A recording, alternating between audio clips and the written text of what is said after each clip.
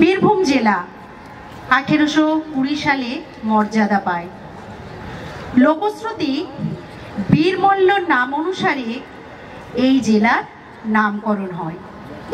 এই বীরমল্ল 1501 থেকে 1554 পর্যন্ত এই অঞ্চলের শাসক ছিলেন। বীরভূম জেলার ঐতিহ্যশালী সংস্কৃতি বিশ্বের দরবারে অতি সহজেই আজ স্থান করে নিয়েছে। তার মধ্যে বিশ্বভারতী বিশ্ববিদ্যালয় তো আছেই, তার সাথে ইমামবাড়া, তারাশঙ্কর বন্দ্যোপাধ্যায়ের বাড়ি আর দর্শনীয় স্থান তারাপীঠ। এর পাশাপাশি আমরা জানি এখানকার বাউল সম্প্রদায়ের গান বিশ্ববিখ্যাত।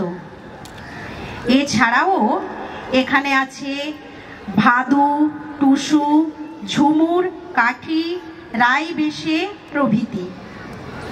তবে আমরা এই মুহূর্তে যে নৃত্য নিয়ে আপনাদের সামনে আবার পরিবেশন করব সেটা বীরভূম জেলার ঐতিহ্যবাহী কাঠি নৃত্য, কাঠি নাচ।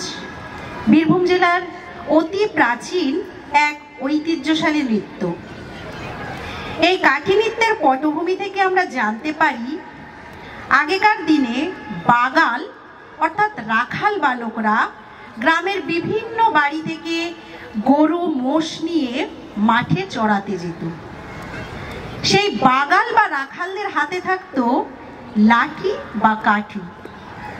বিভিন্ন এলাকার বাগালরা যখন এক জায়গায় জমায়েত হতো তাদের গরু মোষ নিয়ে, সেখানে তারা তাদের সঙ্গে আনা গরু মোষগুলিকে ছেড়ে দিত চড়ে খাবার জন্য।